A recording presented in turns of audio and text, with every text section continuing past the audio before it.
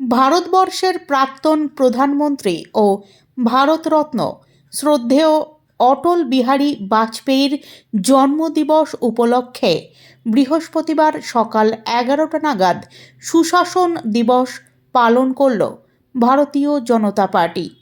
এই উপলক্ষে পশ্চিমবঙ্গ বিজেপির সল্টলেক কার্যালয়ে একটি বিশেষ অনুষ্ঠানের আয়োজন করা হয়। অনুষ্ঠানে উপস্থিত নেতৃবৃন্দ অটল বিহারী বাজপেয়ীর জীবন ও কর্ম নিয়ে আলোচনা করেন। রাষ্ট্রনায়ক, কবি ও মানবতাবাদী নেতা হিসেবে অটলজির আদর্শ ও চিন্তাধারা এবং দেশপ্রেম আজও দেশের রাজনীতিতে পথপ্রদর্শক বলে উল্লেখ করা হয়। এদিন সংবাদ মাধ্যমের মুখোমুখি হয়ে কেন্দ্রীয় মন্ত্রী সুকান্ত মজুমদার বলেন, ভারতীয় জনতা পার্টির আমাদের 5 নম্বর কার্যালয় বলে যাকে আমরা চিনি, সেই সল্টলেক কার্যালয়ে আমরা অটল বিহারী বাজপেয়ী, যিনি ভারতীয় জনতা পার্টি শুধু নয় ভারতবর্ষের রাজনৈতিক অঙ্গনে এমন একজন ব্যক্তি, যে ব্যক্তির সম্পর্কে সবাই বলতেন বা এখনো বলেন যে রাজনীতিতে অজাত শত্রু হওয়া কিন্তু খুব কঠিন কাজ, কিন্তু সমগ্র রাজনৈতিক দলের আঙিনায় যার সমান শ্রদ্ধার সাথে নাম উচ্চারিত হয়, এই আধুনিক যুগের রাজনীতিতে এরকম যদি কোনো নাম থাকে, সবার আগে যে নামটি আসবে তার নাম হচ্ছে অটল বিহারী বাজপেয়ী বা অটলজির নাম, যাকে সমস্ত রাজনৈতিক দলেরা শ্রদ্ধার সাথে স্মরণ করে। আজকে তার জন্মদিন থেকে আমরা সুশাসন দিবস হিসেবে পালন করি। অটলজি আজকের দিনে উত্তরপ্রদেশে জন্মগ্রহণ করেছিলেন।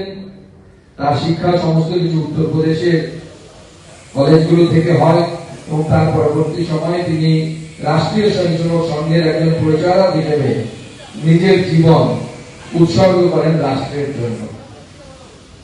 পরবর্তী সময়ে তাকে রাজনৈতিক ক্ষেত্রে পণ্ডিত দীনদয়াল সহ ডক্টর শ্যামাপ্রসাদ মুখার্জির সাথে অনেককে দেওয়া হয়, তার মধ্যে অটলজি তাদের মধ্যে অন্যতম ছিলেন।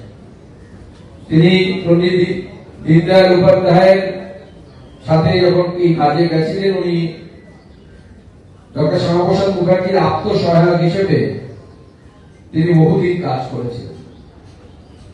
সেই কাজ থেকে শুরু এবং পরবর্তী সময় ভারতবর্ষের সংসদে তার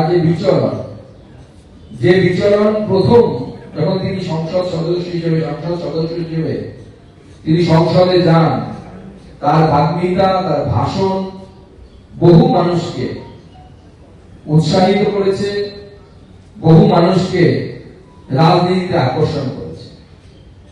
আমি তার সম্পর্কে বলার আগে তার বাগ্মিতা সম্পর্কে আমি একটা উদাহরণ দিতে পারি। অটলজি একবার মালদায় গেছেন, ভাষণ চলছে, তখন বিজেপির প্রতীক বাংলায় ছেড়ানোই কঠিন ব্যাপার ছিল এবং জনতা দল এবং জনতা পার্টি, ভারতীয় জনতা পার্টি দুটো যে আলাদা রাজনৈতিক দল, এই ধরনের চিন্তা ভাবনা মানুষের মাথায় ছিল না, মানুষ বুঝতেন না এবং কংগ্রেসের যে অল্টারনেটিভ কেউ হতে পারে এই ধারণাটি মানুষের মাথায় আসতো না। তখন অটলজি মালদায় ভাষণ দিচ্ছেন, ভাষণ দিতে দিতে হঠাৎ করে কারেন্ট চলে গেছে।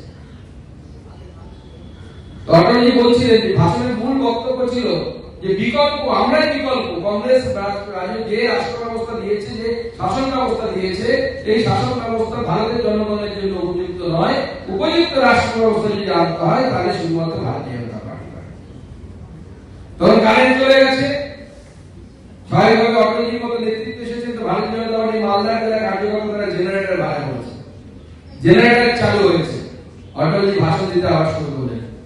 উনি বললেন প্রথমে যে কথাটি, জেনারেটর চালু হওয়ার পর, মাইক চালু হওয়ার পর, আমি বলছিলাম না আমাদের কাছে বিকল্প আছে, দেখুন আমাদের কাছে বিকল্প আছে। কারেন্ট চলে গেছে, জেনারেটর চালু হয়ে গেছে, ভারতীয় জনতা পার্টি